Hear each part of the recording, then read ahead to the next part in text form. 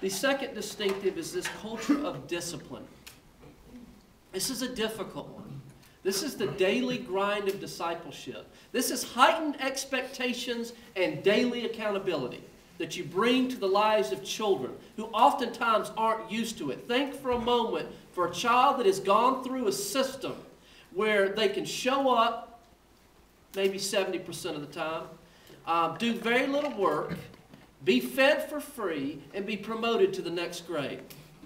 What does that develop? What kind of work ethic?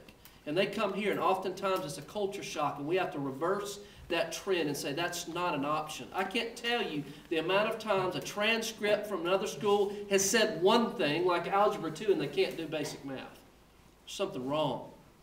And so we have to get them back into the mindset of you can behave and you can learn, or you'll face the consequences of your refusal to do so. That tough love. We just had a meeting before I came down here. My heart is heavy because there is a young lady with explosive potential.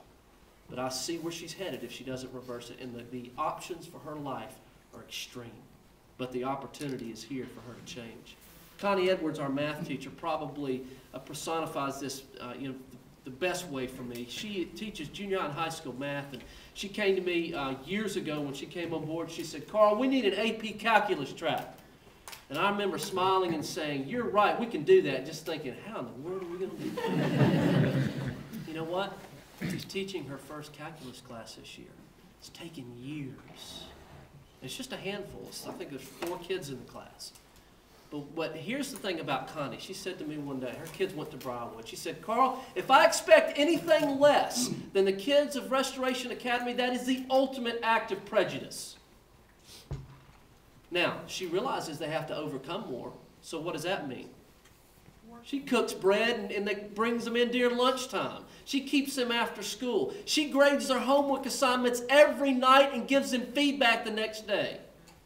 But if they skip a problem because they thought it was too hard, perhaps the word problem, they get a 0 on the assignment. Not because they missed a problem, because they refused to try it. You don't quit when it gets difficult. That's the message.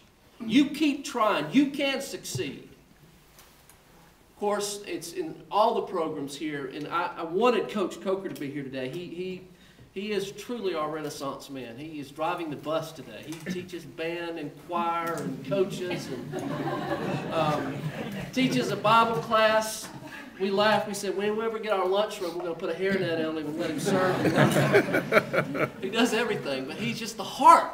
And I wanted him to come share with you because of this football, this astounding football story of them winning this year. He came to me about 5 years ago and said, I want to start football back. We had dropped it because of resource limitations. I said, man, that's a great idea. Again, another lie.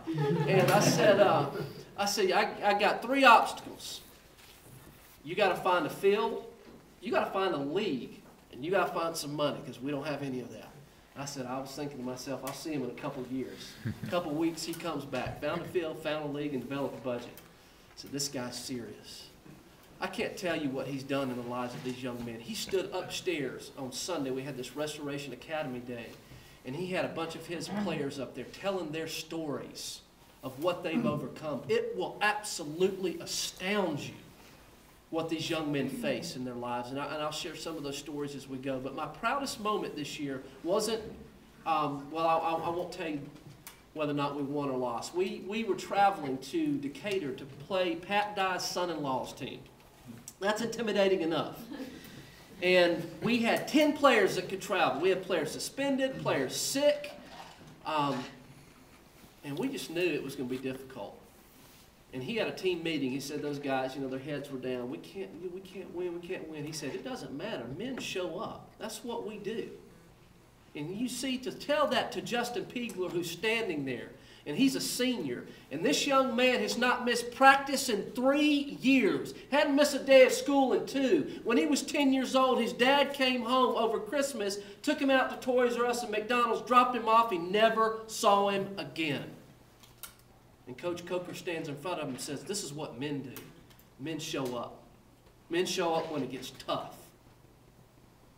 And they went, and they showed up. And we were ahead at halftime, like 15-12. And it was like 50-15. We got spanked in that second half. We ran out of gas. But it didn't matter because they showed up. And they'll show up. They'll father their children one day. The next week, a team had 9 players traveling to us. They forfeited. Here's these 2 parables of what men do and what men don't do standing in front of them. That culture of discipline. You show up, you work, you try, you fail, you don't quit. I can't say enough about that. That's the heartbeat. That's the daily grind. That's the commitment of the faculty and staff. The commonality is they feel called by God to be here. Isn't that right, Billy? When you took the board how many years ago? A decade? More? It was more like 13 years ago. It was right before I came here. And there were times when teachers didn't get paid 2 or 3 months because we didn't have the money. And they stayed. It hadn't been that way in a long time, Mr. Pankey, and we don't want it to be. But that kind of commitment and that kind of common calling, urban missionaries being here to make a difference. The next distinctive, a culture of compassion. And I will say this anywhere I can say it. This just doesn't apply to the Children of Restoration Academy. You have children, you have grandchildren. I believe when you think globally and historically, we live in the wealthiest society the world has ever known.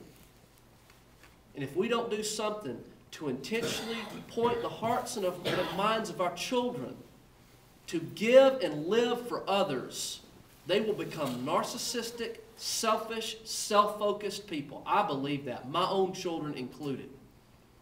And so what we've said is, how can we provide opportunities for our children to realize they're a vital part of the revitalization and restoration of their own community and world? So we're intentional with that. Several times a year, where like these are 2 young men who are tutoring and reading at C.J. Donald, the local elementary school. Give back. Make a difference in the life of another child here. Or raising supplies to send to children in the Sudan. Going to Peru, as we did this past summer with the group. Going to Guatemala, only 3% of missionaries that leave this country are African American. We want to reverse that trend. Give them exposure opportunities, because I believe that's all it is. Just get them out of their fishbowl. Show them other worlds. I had such a visible expression of this being lived out in the graduation of Restoration Academy yesterday. I was driving home, and this kid about yay tall, with his Restoration Academy uniform on, was going into a house 3 doors down from me. See, I got a phone call at the first of the year. A Restoration Academy graduate who graduated, he lives in the community. I think he now manages Papa John's is what he's doing. Really, really bright young man. Called me in August. He said, Carl, I had an emergency. I had to run to Montgomery. I've got a family member who is neglecting her children. They have no water, they have no power, they have no food, and I'm taking them out. And I'm bringing them to Fairfield. Can they come to Restoration Academy? I can't tell you how excited I was to say yes. They have a home here. They have a place here. And to see this little kid, who I don't know what his living situation was before he came here, but to see the provision and the opportunity for him is just unbelievably rewarding. And to see, most of all, a young man that graduated from here who realizes it's not up and out, it's up and back in. Why have you given me this gift, God? Well, give it to others. And to see that lived out in life, his life. Academically, I call this a culture of self-efficacy. I've already alluded to the problems in reading. We are a reading, math, emphasis school. The gateway discipline for a child is reading. If you can't read, and this is what when I saw we were going to give laptops to everyone, I was thinking, we got kids who can't read. If you can't read, you can't think, you can't speak, you can't spell. It's got to start there. And so we're very aggressive in reading.